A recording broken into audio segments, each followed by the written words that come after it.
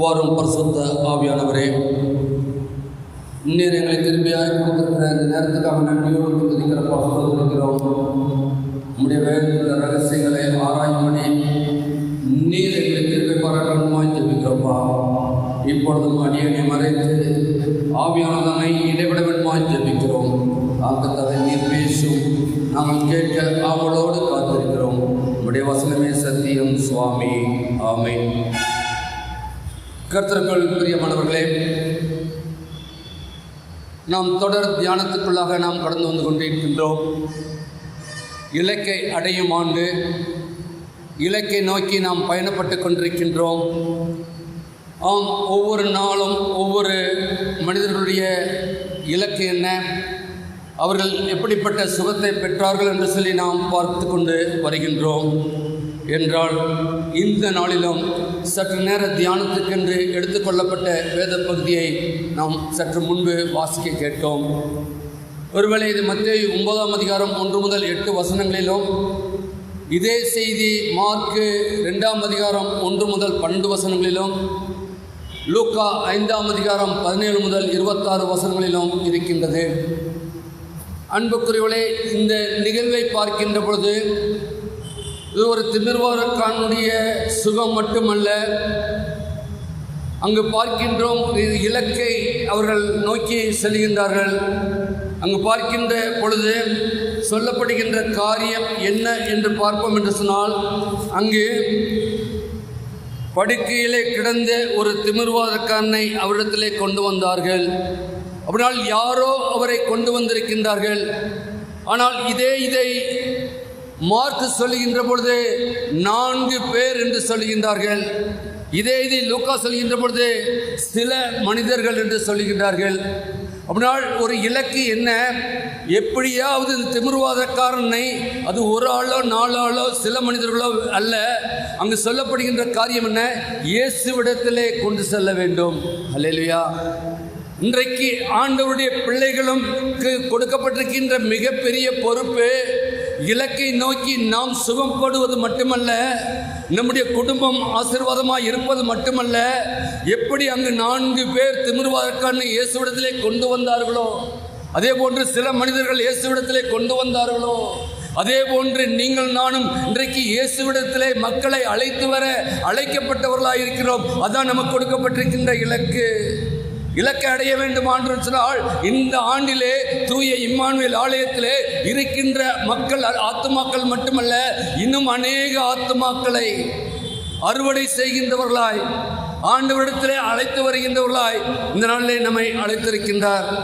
இந்த நிகழ்விலே பார்க்கின்ற பொழுது ஒரு உடல் சுகம் மட்டுமல்ல, அங்கு ஒரு பாவ மன்னிப்பு கிடைக்கின்றது. அல்லேலூயா. என்னால் பாவங்களை மன்னிக்கின்றார். பாவங்கள் மன்னிக்கப்படுகின்ற பொழுதுதான் நம்முடைய வாழ்க்கையிலே ரட்சிப்பு உண்டு.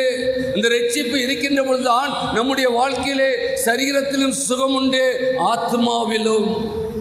நன்றைக்கு அநேகருடைய வாழ்க்கையை பார்க்கிறோம், சரீரத்திலே சுகம் உண்டு, ஆனால் ஆத்மா செத்து போய் இருக்கின்றது. ஆத்மா திமிர்காரனுடைய எப்படி வாதம் இருக்குமோ அதே போன்று கூட ஆத்மா இன்றைக்கு அநேகருடைய இருக்கின்றது. இதனால் என்ன செய்ய வேண்டும், அவர்கள் இயேசுவிடத்திலே வர வேண்டும். இயேசுவிடத்திலே வருகின்ற பொழுதுதான் அங்கு அவருக்கு கொடுக்கப்பட்ட அதிகாரத்தை அங்கு வெளிப்படுத்துகின்றார்.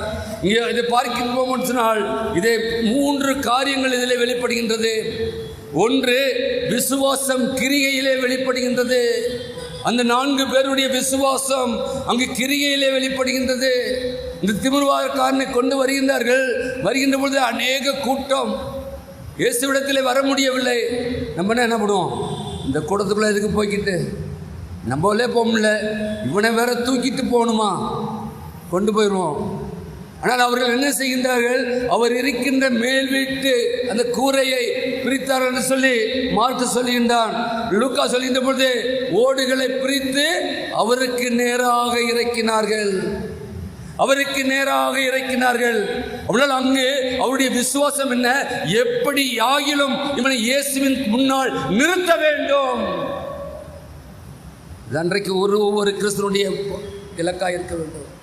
ஒரு ஆத்மாவை அது தேவ சமூகத்திலே வந்து நிறுத்த வேண்டும். இந்த ஆண்டிலே ஏதோ நாம் சுகம் பெற்று விட்டோம் அல்ல, இன்றைக்கு ஆத்மா அழிந்து கொண்டிருக்கின்றது. இயேசு யார் என்று தெரியாதபடி அநேக கூட்டங்கள் இருளுக்குள்ளாக வாழ்ந்து கொண்டிருக்கின்றது. அவர்களுக்கு வெளிச்சத்தின் காட்ட வேண்டிய மிகப்பெரிய பொறுப்பு உங்களுக்கும் எனக்கும் உண்டு. இன்றைக்கு அதை நாம் செய்ய நாம் அழைக்கப்பட்டவர்களாக இருக்கின்றோம். அங்கு விசுவாசம் கிரியையிலேயும் வெளிப்படுகின்றது. இரண்டாவதாக பார்க்கின்ற பொழுது அங்கு பாவம் மன்னிப்பு அங்கு வெளிப்படுகின்றது. மூன்றாவது மனுஷகுமாரனுடைய அதிகாரம் அங்கு வெளிப்படுகின்றது. மனுஷகுமாரனுக்கு அதிகாரம் உண்டு என்பதை அங்கு நிரூபிக்கின்றார். அங்கு பார்க்கின்ற பொழுது ஒன்றிலே பார்க்கின்றது 2வது வாசிக்கலாமே. 9ஆம் அதிகாரம் 2. அவங்க படுக்கையில் கிடந்த ஒரு திமுகனுக்கு அவரிடத்தில் கொண்டு வந்தார்கள். இயேசு அவருடைய விசுவாசத்தை கண்டு திமுகனுக்கு நோக்கி, மகனே திடன்கொள், மகனே திடன்கொள், மகளே திடன்கொள். தேவ சமூகத்தில் வருகின்ற பொழுது ஆண்டவர் சொல்லுகின்ற வார்த்தை மகனே திடன்கொள். நீ திடனோடு கூட இருக்கின்ற பொழுதுதான் எனக்காக நீயும் நானும் அரிய பெரிய காரியங்களை செய்ய முடியும். நான் உன்னோடு கூட இருக்க முடியும். நீ திடனற்று போயிருப்பேன் என்று சொன்னால் என்னுடைய கிரியை வெளிப்படாது. அப்படின்னா நீ முதலாவது திடன்கொள். அவர் அநேக அற்புதங்களை செய்யும்போது எழுந்து நில், காற்றையும் கல்வி பார்த்து அமைதலாயிரு. ஒரே ஒரு வார்த்தை, ஒரே ஒரு வார்த்தைக்கு வல்லமை உண்டு. இன்றைக்கு சொல்லுகின்றார் திடன்கொள். வந்திருக்க தேவ ஜனமே, நம்முடைய வாழ்க்கையை அறிந்திருக்கிற கர்த்தர் தான் இப்பொழுது நம்மோடு கூட பேசிக் கொண்டிருக்கின்றார். நம்முடைய வாழ்க்கையிலே நாம் கூனி குறுகி நாம் வாழ அழைக்கப்பட்ட மக்கள் அல்ல. திடன் கொண்டு ஆண்டவர் மேல் கொண்டிருக்கின்ற விசுவாசத்திலே நாம் கட்டப்பட வேண்டும், கட்டப்பட வேண்டும். அங்கு பார்க்கின்ற பொழுது இங்கே அவருக்கு நோய் மட்டுமல்ல, அங்கு அவரை சுமந்து வந்த 4 பேரின் விசுவாசம் முக்கியமாக இருந்தது. அவன் வர முடியவில்லை, அவனால் அந்த இடத்துக்கு வர முடியவில்லை, கூட்டம் அதிகம். ஆனால் அங்கு 4 பேர் தூக்கி வந்தது அந்த நிதானம் அங்கு வெளிப்படுகின்றது. இயேசு கொண்டு வந்தவர்களின் விசுவாசத்தை கண்டார். அப்படி நீங்கள் நானும் விசுவாசத்தின் கூட்டமாய் தூய இம்மானுவேல் ஆலயத்தில் அமர்ந்திருக்கின்றோமே. நம்முடைய விசுவாசத்தை ஆண்டவர் காண்கின்றாரே. நம்முடைய விசுவாசத்திலே நாம் ஜெபிப்போம் என்று சொன்னால் பெரிய காரியங்களை கர்த்தர் நிகழ்த்த இருக்கின்றாரே.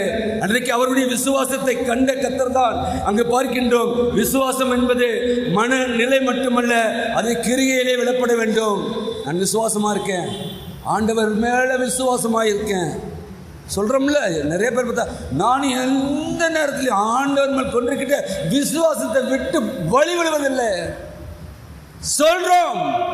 கிரியை எங்கே? நம்முடைய கிரியை எப்படிப்பட்டதாக இருக்கின்றது? நான் ஆராதிக்கின்ற தேவன் உலகத்தில் இருக்கிறவரும் என்னில் பெரியவராக இருக்கின்றார், எனக்காக யாவையும் செய்து முடிப்பேன் என்று சொல்லி திருவுளம் பற்றின கர்த்தர். அந்த விசுவாசம் நமக்குள்ளாக கிரியையிலே வெளிப்படுகின்றதா? நம்முடைய பேச்சிலே, நம்முடைய நடக்கையிலே, நம்முடைய செய்கையிலே வெளிப்படுகின்றதா என்பதை நாம் சிந்தித்து பார்க்க அழைக்கப்படுகின்றோம். அங்கு பார்க்கின்ற பொழுது அது கிரியையிலே விசுவாசம் வெளிப்பட வேண்டும். அங்கு பார்ப்போம், வந்தாங்க முடியல, விட்டுட்டாங்களா? இல்லை. எவ்வளவு கஷ்டம், மேல தூக்கி போய் இறக்கணும்னா எவ்வளவு அவருடைய உடல், அதெல்லாம் அவர்கள் பொருட்படுத்தாதபடி கிரிகை செய்தார்கள். அவருடைய காரியங்கள் செயலாய் கறந்து வந்தது என்பதை பார்க்கின்றோம். யாக்கோபு 2ஆம் அதிகாரத்திலே பார்க்கின்ற போது யாக்கோபு 2ஆம் அதிகாரம் 17ஆம் வசனம் இப்படியாக சொல்கிறது, அப்படியே விசுவாசம் கிரிகை இல்லாதிருந்தால் தண்ணீர் தானே செத்ததாயிருக்கும். கிரிகை இல்லை என்றால் தண்ணீர் தானே செத்ததாயிருக்கும். ஆண்டவருடைய பிள்ளைகள் கிரிகை இல்லாத ஒரு வாழ்க்கை வாழ்வோம் என்று சொன்னால், நான் விசுவாசிக்கிறவர் இன்னார் என்று அறிந்து கொள்வ நம்முடைய வாழ்க்கையிலே வெளிப்படவில்லை என்று சொன்னால் நாம் செத்தவர்களாக இருக்கின்றோம். தேவ சமூகத்தில் சொல்லினோம், செத்த மூச்சு பண அல்ல, ஆண்டவருக்காக எதையும் செய்யவில்லை என்று சொன்னால் நாம் இந்த உலகத்தை வாழ்வது வீண். ஆண்டவர் உங்களையும் என்னையும் ஏதோ ஒரு நோக்கத்தோடு கூட அழைத்திருக்கின்றார். எத்தனை கோடி மக்கள் ஏன் நம்மை அவருடைய பிள்ளையாக அழைத்திருக்கின்றார்? நம்முடைய வாழ்க்கையிலே நாமே கிரிகையிலே வெளிப்பட வேண்டும். நாம் செய்கின்ற ஒவ்வொரு கிரிகையும் ஆண்டவர் அறிகின்றதாக இருக்கின்றார். ஆண்டவருக்கு மகிமை சேர்க்கின்ற கிரிகையாக இருக்க வேண்டும். அது மட்டுமல்ல, எபிரேயரிலே பார்க்கின்ற பொழுது எபிரேயர் 11:6 விசுவாசம் இல்லாமல் தேவனுக்கு பிரியமாயிருப்பது கூடாது. தேவனுக்கு பிரியம் விசுவாசம் இல்லை என்று சொன்னால் அங்கு தேவனுக்கு பிரியமாயிருப்பது கூடாது. நாம் தேவனுக்கே பிரியமாக நடக்கலைன்னா மனுஷருக்கு எப்படி பிரியமாக நடக்க போகிறோம்? மனுஷருக்கு நாம் எப்படி பிரியமுள்ளவர்களாக இருக்க போகிறோம்? நம்மை மட்டுமாக பாதுகாத்து பராமரித்து வந்த தேவனுக்கே நீங்கள் நானும் பிரியமில்லாத ஒரு மக்களாய் இந்த உலகத்திலே வாழ்வோம் என்று சொன்னால் நாம் எப்படி ஆண்டவருக்கு பிரியமுள்ளவர்களாய் இருப்போம் என்பதை நாம் சிந்தித்து பார்க்க அழைக்கப்படுகின்றோம். நாம் இயேசுவிடம் நம் குடும்பத்தாரையும் நண்பர்களையும் உடன் விசுவாசிகளையும் கொண்டு வருகிறோமா? நம்முடைய கிரியின் மூலமாய் நாம் வேலை செய்கின்ற இடத்துல அநேக புறமஸ்தர்கள் உண்டு. நாம் இருக்கின்ற குடியிருக்கிற இடத்துல அநேக புறமஸ்தர்கள் உண்டு. நம்முடைய ஒவ்வொரு செயல்பாடும் அவர்கள் நம்மை நோக்கி பார்த்து கொண்டிருக்கின்றார்கள். அந்த கிரிகையின் மூலமாய் ஆண்டவர் வெளிப்படுகின்றாரா? சிந்தித்து பார்க்க அழைக்கப்படுகின்றோம். ஏதோ செய்தி தியானம் வந்தோம் ஆலயத்துக்கு அல்ல, அது வீண். கேட்கின்ற ஒவ்வொரு செய்தியும் உள்ளத்திலே நிறுத்தி சிந்திக்க வேண்டும், தியானிக்க வேண்டும். இந்த இரவிலே ஆண்டவர் இப்படிப்பட்ட வார்த்தையை எனக்கு கொடுத்தாரே, என்னை கொண்டு என்ன சித்தமாக இருக்கிறாரோ, என்னுடைய விசுவாசம் எப்படிப்பட்டதாக இருக்கிறது என்பதை வந்திருக்கிற நீங்கள் நானும் ஒரு விசை ஆராய்ந்து பார்க்க நிச்சயமாய் அழைக்கப்படுகின்றோம். இரண்டாவதாக பார்க்கின்ற போது பாவ மன்னிப்பு. அங்கு பார்க்கின்ற 9ஆம் அதிகாரம் இல்லை 2ஆம் வசனத்தின் பின்பகுதி, உன் பாவங்கள் உனக்கு மன்னிக்கப்பட்டது. அப்பொழுது வேத பாரசீகர்கள் இந்த தேவதூதன் சொல்லுகிறார் என்று தங்கள் உள்ளத்திலே சொல்லிக் கொண்டார்கள். அங்கே பார்க்கின்ற போது அந்த நோயால் சுகமாகின்றால், சுகமானது மட்டுமல்ல அங்கும் உன் பாவம் மன்னிக்கப்பட்டன சொன்ன மாத்திரத்தில் ஏன் அங்கே அவர்களுக்கு இப்படிப்பட்ட ஒரு கேள்வி? அங்கே சொல்லுகின்ற பொழுது பாவம்தான் மனிதனின் அடிப்படை பிரச்சனை. நம்முடைய பிரச்சனைக்கு காரணம் நாம் கொண்டிருக்கின்ற நம்மேல் ஆக்கிரமித்துக் கொண்டிருக்கின்ற பாவம் தான். என்னுடைய வாழ்க்கையிலும் உங்களுடைய வாழ்க்கையிலும் பாவம் தான் நம்மை ஆட்கொண்டிருக்கின்றது. பிரச்சனைக்கும் போராட்டங்களுக்கும் அதுதான் காரணமாக இருக்கின்றது. பிரச்சனை இல்லாத வாழ்க்கை அல்ல, பிரச்சனை உண்டு. பிரச்சனையை கொண்டு வந்து ஆண்டவருடைய திருச்சமத்தை நாம் அர்ப்பணிக்கின்ற போது ஆண்டவர் அதிலிருந்து நம்முடைய விசுவாசத்தை கண்டு விடுதலை பண்ணுவார். அதான் ஆண்டவர் எதிர்பார்க்கின்ற ஒன்று. என்னால் உடல் நோய் தற்காலிகமானது. உடல் நோய் சரீரத்தில் ஒரு விளைவினம் வந்துவிட்டால் அது தற்காலிகமானது. ஆனால் பாவம் நித்திய விளைவை தரும். இதோ பாவம் இந்த உலகத்துக்கு மட்டுமல்ல, நித்தியத்திலும் அது நமக்கு பலன் கொடுக்கின்றதாக இருக்கின்றது. அது நித்திய விளைவை தரும் என்று பார்க்கின்றோம். அதனால் சொல்லுகிற போது அவன் நம்முடைய கிரியைக்கு தக்க பலன் வரும். இறந்தவர்கள் போகின்ற பொழுது அவர்கள் போகின்ற பொழுது அவருடைய கிரியைகளும் அவர்களோடு கூட போகிறது. ஆத்மா மாத்திரம் அல்ல, அவர்கள் உலகிலே வாழ்ந்த வாழ்க்கையும் அவர்களோடு போகிறது. அதற்கான பலன் வர இருக்கின்றது. அந்த பலனை பெறத்தான் நாம் ஓடிக்கொண்டிருக்கின்றோம். ஒருவரும் அழிந்து போகக்கூடாது, எல்லாரும் மனம் திரும்ப வேண்டும். மனம் திரும்புதல் இல்லை என்று சொன்னால் ஆண்டவர்களே நீங்கள் நானும் கொண்டிருக்கின்ற விசுவாசம் வீண். மனம் திரும்ப வேண்டும். மனம் திரும்பாத வாழ்க்கை ஒரு கிறிஸ்துவனுடைய வாழ்க்கை அல்ல. இலக்கை நோக்கி ஓட வேண்டும் சொன்னால் நாம் மனம் திரும்பியே ஆக வேண்டும் என்பதை நாம் அறிந்து கொள்ள அழைக்கப்படுகின்றோம். அங்கு சங்கீதக்காரர் சொல்லுகின்ற பொழுது 103ஆம் சங்கீதம் 3ஆம் வசனம், அவர் உன் அக்கிரமங்களை மன்னித்து உன் நோய்களெல்லாம் குணமாக்கிறார். அக்கிரமத்தை மன்னித்து, முதலாம் நாம் செய்த அக்கிரமங்களை அவர் மன்னித்துதான் நம்முடைய சரீரத்தில் காணப்படக்கூடிய நோய்களை குணமாக்கின்றார் என்று சொல்லி சங்கீதக்காரன் சொல்கிறார். இங்கு வேத பாதகர்கள் சிலர் சொல்கிறார்கள், இவர் தேவதூஷன் சொல்கிறார். ஏன் தேவன் பாவத்தை மன்னிப்பது இயல்பு, அது தேவனுக்கு மட்டும் என்று சொல்லி அவர்கள் இருந்தார்கள். தேவன் மட்டும்தான் மன்னிக்க முடியும் என்று சொல்லி பார்க்கின்றோம். ஆனால் ஏசாயா தீர்க்கதரிசன புஸ்தகத்தில் பார்க்கலாம், வாசிக்கலாமே. ஏசாயா தீர்க்கதரிசன புஸ்தகம் 43ஆம் அதிகாரம் 25ஆம் வசனம்.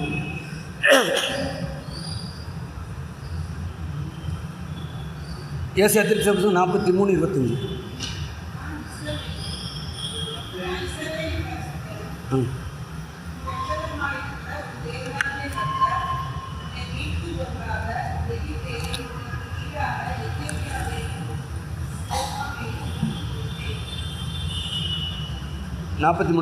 நானே உன் மீறுதல்களை என் நிமித்தமாக குறைத்துப்படுகிறேன், உன் பாவங்களை நினையாமலும் இருப்பேன். ஏசாயா தீர்க்கதரிசி சொல்றார், உன் பாவங்களை நினையாமல் இருப்பேன், நானே உன் மீதிலே என் நிமித்தமாக குலைத்து போடுகின்றேன். ஆனால் இயேசு யார்? நம்முடைய பாவங்களை போக்கும்படியாய் இந்த உலகத்திலே வந்தவர். அவர் மூலமாக தான் நீங்கள் நானும் மீட்பு பெற்றிருக்கின்றோம். அதனால் அவர் தேவனுடைய அதிகாரத்தை பெற்றவராக இருக்கின்றார். அவர் மனுஷகுமாரனாய் இருந்தாலும் கூட தேவகுமாரனாய் இருக்கிறார். தேவனுக்கு என்ன அதிகாரம் உண்டோ அதே அதிகாரம் இயேசுவுக்கு உண்டு. அதை அவர் வெளிப்படுத்த முடியாதான் அங்கு சொல்கிறார், உன் பாவம் மன்னிக்கப்பட்டது, உன் பாவம் மன்னிக்கப்பட்டது. அங்கு பார்க்கின்ற பொழுது இதை இன்னும் அங்கு சொல்கின்ற பொழுது ஒவ்வொரு இடத்திலும் அவர்கள் உன் பாவங்களை, அது மார்க் 2 பார்க்கின்ற பொழுது 9ஆம் வசனம், உன் பாவங்களே உனக்கு மன்னிக்கப்பட்டது என்று சொல்வாரோ, எழுந்து உன் படுக்கை எடுத்துக்கொண்டு நடவதோ சொல்வது எது எளிது? பூமியிலே பாவங்களை மன்னிக்க மனுஷகுமாரனுக்கு அதிகாரம் உண்டு என்பதை நீங்கள் அறிய வேண்டும் என்று சொல்லி திமிர்வார்கள். அப்படினால் ஆண்டவருக்கு என்ன அதிகாரம் இருக்கிறது என்பதை நாம் அறிந்து கொள்ள வேண்டும். இயேசு ஏதோ வந்தார், மீட்பர் உண்மைதான், இரட்சகர் உண்மைதான், நம்முடைய பாவங்களுக்காக அடிபட்டார் உண்மைதான், எல்லாவற்றையும் அறிந்திருக்கின்றோம். ஆனால் அவர் நம்முடைய பாவங்களை மன்னித்திருக்கிறார் சொன்னால் பாவத்தின் மேல் அவருக்கு அதிகாரம் உண்டு. அதனால் அவர் நம்முடைய பாவங்களை மன்னித்திருக்கின்றார். அதன் மூலமாய் நாம் பரிசுத்தப்படுத்தப்பட்டிருக்கின்றோம். ஹல்லேலூயா, ஹல்லேலூயா. நாம் பரிசுத்தவான்களாய் வாழ்ந்து கொண்டிருக்கின்றோம்.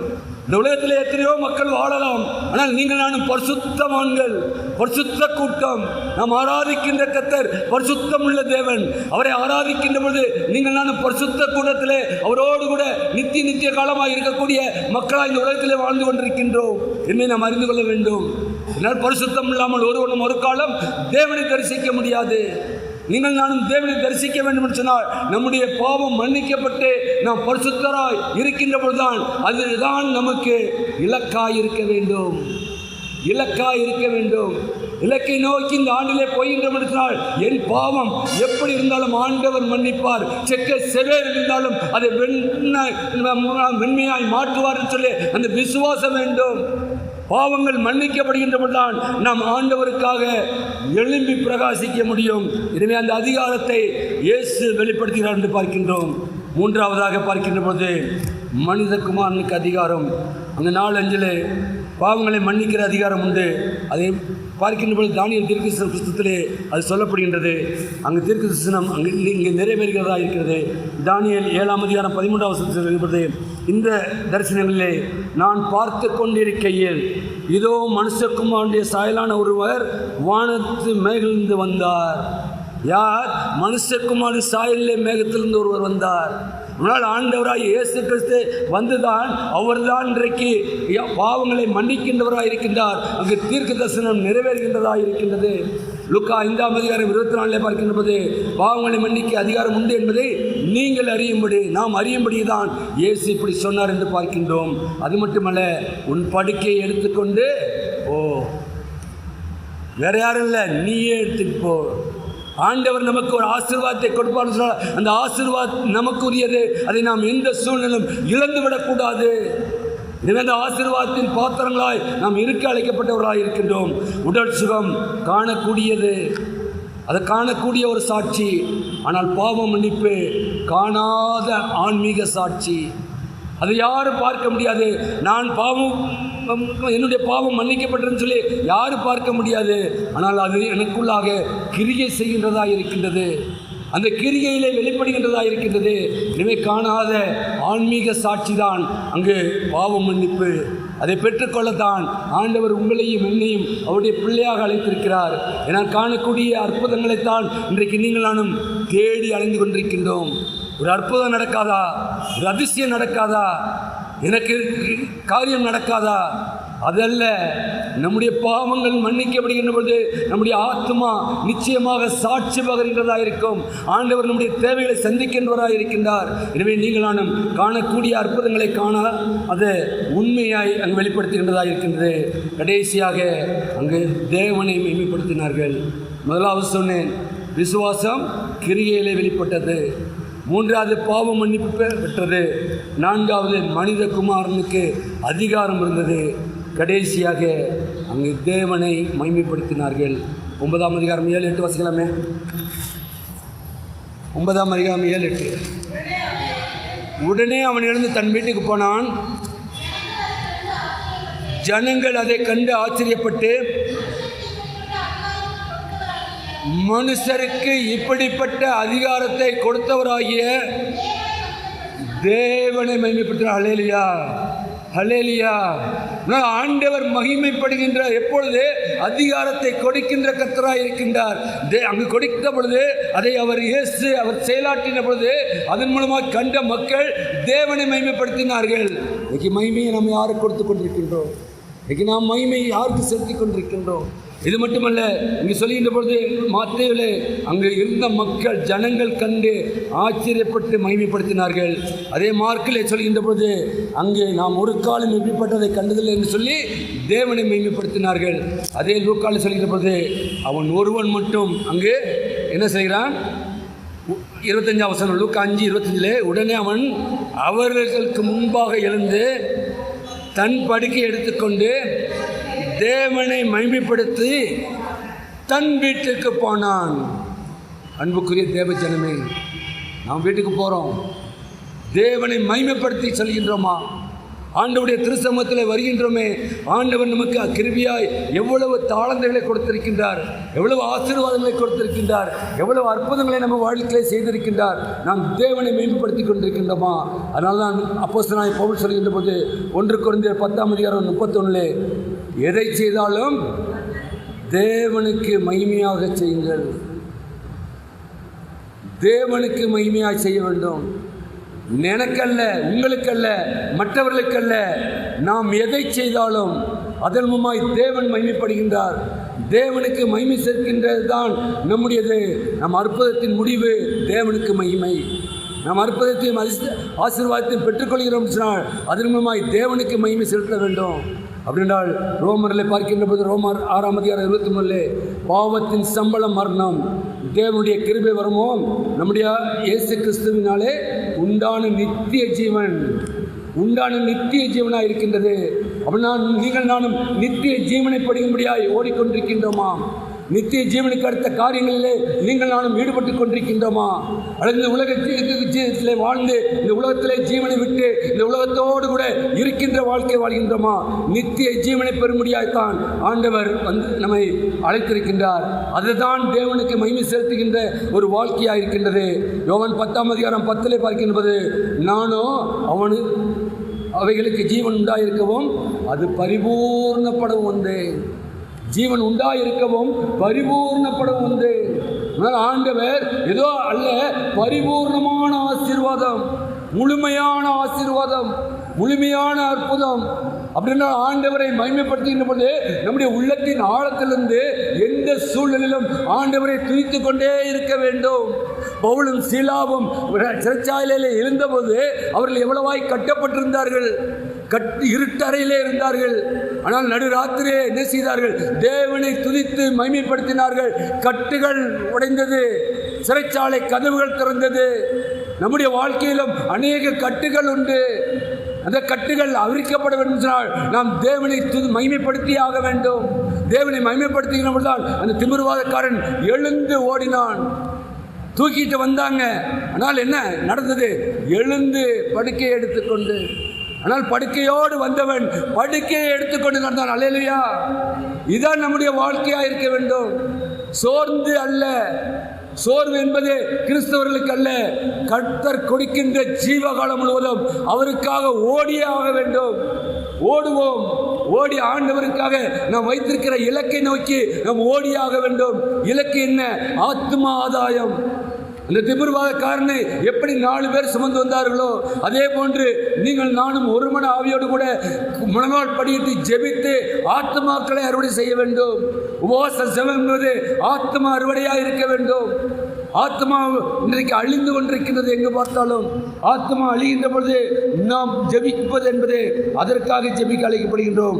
மத்தேயுவிலே பார்க்கின்ற பொழுது அங்கு நமக்கு இலக்கை அடையும் ஆண்டிலே இலக்கை நோக்கி நாம் பயணிக்கின்ற பொழுது இயேசு சுகதரும் மருத்துவர் மட்டுமல்ல, அவர்தான் நம் மீட்பர், அவர்தான் நம் தேவன், அவர்தான் அதிகாரம் உள்ளவர். எனவே அவரைத்தான் இன்றைக்கு நீங்கள் நானும் வந்து ஆராதித்துக் கொண்டிருக்கின்றோம். அவர் மீட்பர் மட்டுமல்ல, அவர் நம்முடைய தேவனாய் இருக்கின்றார். தேவன் மட்டுமல்ல, அவர் அதிகாரமுடையவராய் இருக்கிறார். அவர் சொல்ல ஆகும். ஆண்டவரே என்று சொல்லி அவருடைய பாதத்தை நாம் பிடிக்கின்ற பொழுது, நாம் கண்ணீரை சிந்துகின்ற பொழுது, அவர் கண்ணீரை கண்டு கடந்து போகிறவர் அல்ல. அவர் கரம் நீட்டி நம் கண்ணீரை துடைக்கின்றவராய் இருக்கின்றார். நம்முடைய வேதனையை அறிந்திருக்கின்ற கர்த்தராய் இருக்கின்றார். எனவே அந்த திமிர்வாதக்காரன் எழுந்தான் என்று சொன்னால், இன்றைக்கு நீங்கள் நானும் திடன் கொண்டு இது நம்முடைய இருக்கின்ற இலக்கு என்ன? நாம் பயணிக்கின்ற பயணத்திலே, வாழ்க்கை என்பது பயணம், அது எப்போ முடியுது என்பது தெரியாது. இருக்கின்ற காலங்களிலேயே ஆண்டவருக்காக அரிய பெரிய காரியங்களை செய்ய வேண்டும். அதற்காக எவ்வளவு நம்மை தாழ்ந்தாலும் ஆண்டவர் நம்மை உயர்த்துவார். அல்லேலூயா. தாழ்மை உள்ளவருக்கு கர்த்தர் கிருபை அளிக்கிறார். நம்மை தாழ்ந்து போவதனால் நாம் குறைந்தவர்கள் அல்ல. ஒருவேளை நாம் இந்த உலகத்திலே இருக்கின்ற மக்கள் நம்மை தாழ்ந்து இருக்கலாம், ஆனால் ஆண்டவர் கிருபை மேல் கிருபை அளிக்கின்ற கர்த்தராய் இருக்கிறார். ஒவ்வொருவரும் நம்மை தாழ்த்துகின்ற பொழுது, ஒவ்வொருவரும் நமக்கு விரோதமாக எழும்புகின்ற பொழுது கர்த்தர் கொடியேற்றுகின்றவராய் இருக்கின்றார். கர்த்தர் நமக்காக யுத்தம் செய்கின்றவராய் இருக்கின்றார். திமிர்வாதக்காரனை கொண்டு வந்த 4 பேரை போல இன்றைக்கு நாம் ஆத்மா அழிந்து கொண்டிருக்கின்ற ஆத்மாக்காக நீங்கள் நான் ஜெபிக்கின்ற பொழுது ஆண்டவர் நிச்சயமாக அங்கு விடுதலை கொடுக்கின்றவராய் இருக்கின்றார். நமக்கும் வாழ்வை கொடுக்கின்றவராய் இருக்கின்றார். அவன் எழுந்து நடந்தான், எழுந்து ஓடினான். அவன் அன்றைக்கு மகனே மகளே, தேவ சமூகத்தில் வந்திருக்கிற நம்மை பார்த்து, உங்களையும் என்னையும் பார்த்து, திடன்கொள், உன் பாவம் மன்னிக்கப்பட்டன. ஹல்லேலூயா, ஹல்லேலூயா. எத்தனை பேர் விசுவாசிக்கிறீங்க? ஹல்லேலூயா. தேவ சமூகத்திலே வந்தோம் என்று சொன்னால் நம்மை அறிந்திருக்கிற கர்த்தர் நிச்சயமாக நம்முடைய பாவங்களை மன்னிக்கின்றவராய் இருக்கின்றார். பாவங்களை அறிக்கை செய்வது நம்முடைய கடமை. பாவங்களை மறைக்கிறவன் வாழ்வடைய மாட்டான். அவைகளை அறிக்கை செய்து விட்டு விடுகிறவனோ இரக்கம் பெறுவான். இரக்கம் எங்கு வருகிறது? பாவம் மன்னிக்கப்படுகின்ற பொழுது. திமிர்வாதக்காரனுடைய பாவம் மன்னிக்கப்பட்ட பொழுது அவன் எழுந்து நின்றான், அவன் திறன் கொண்டான், அவன் எழுந்து நடந்தான். மற்றவர்கள் அவரை கண்டு கர்த்தரை மகிமைப்படுத்தினார்கள். நம்மை கண்டு, நம்முடைய வாழ்க்கையை கண்டு, நம்முடைய செயல்பாட்டை கண்டு ஆண்டவரை மகிமைப்படுத்துகின்ற ஒரு ஜன கூட்டத்தை ஆதாயப்படுத்தும்படியாதான் இன்றைக்கு உங்களையும் என்னையும் ஆண்டவர் இங்கு அழைத்து வந்திருக்கின்றார். நாம் மகிமைப்படுத்த அல்ல, நம்மை கண்டு நம்மோடு இருக்கின்ற உடன் விசுவாசிகள், நம்மோடு இருக்கின்ற புறமாஸ்தர்கள் ஆண்டவரை மகிமைப்படுத்த வேண்டும். அந்த மகிமை ஆண்டவருக்குரியது. ஆண்டவருக்குரியதே ஆண்டவருக்கு செலுத்த நாம் முற்பட வேண்டும். இன்னைக்கு நம்ம என்ன பண்ணிக்கிட்டு இருக்கோம்? இன்னைக்கு என்ன பிரச்சனை, என்ன போராட்டம்? கடவுளுக்கு கொடுக்க வேண்டிய எல்லாவற்றையும் மனிதருக்கு, மனிதரோடு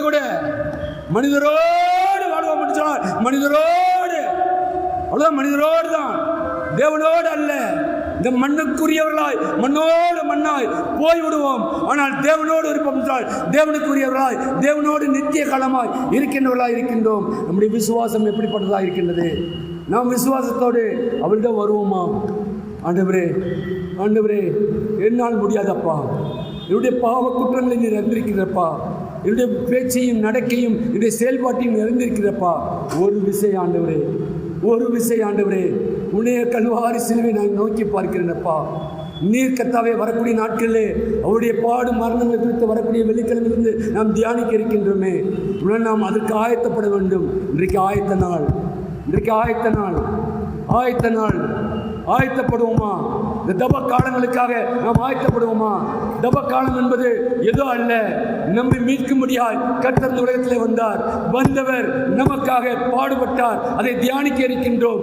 அந்த ஆண்டவர் நிச்சயமாக என்னுடைய வாழ்க்கையிலும் உங்களுடைய வாழ்க்கையிலும் செயலாற்ற வேண்டும். இந்த தப காலத்திலாவது 2025 கடந்து விட்டோம். 2026 அடுத்த வெள்ளிக்கிழமை தவக்காலத்தின் முதல் வெளியிலே நாம் இருக்கின்றோம். அன்புக்குரிய தேவ ஜனமே, ஒரு விசை நம்முடைய விசுவாசத்தை இந்த நாளிலே ஒரு விசை ஆராய்ந்து பார்த்து, திமிர்வாதத்திற்கு கர்த்தர் கொடுத்த அந்த சுகம் என்னுடைய வாழ்க்கையிலே, என்னுடைய ஆத்மாவிலே சுகம் பெற்றவனாய், என்னுடைய ஆவிக்குரிய வாழ்க்கையிலே நான் சுகம் பெற்றவனாய், ஆண்டவர் என்னை எந்த நோக்கத்திற்காக அழைத்தாரோ அந்த நோக்கத்தை நிறைவேற்றுகின்ற பிள்ளையாய். ஒரு தகப்பனுக்கு என்ன எதிர்பார்க்கிறது?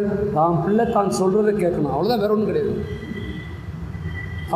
தான் பெத்த பிள்ளை என்ன செய்யணும்? தான் சொல்கிறத கேட்கணும்.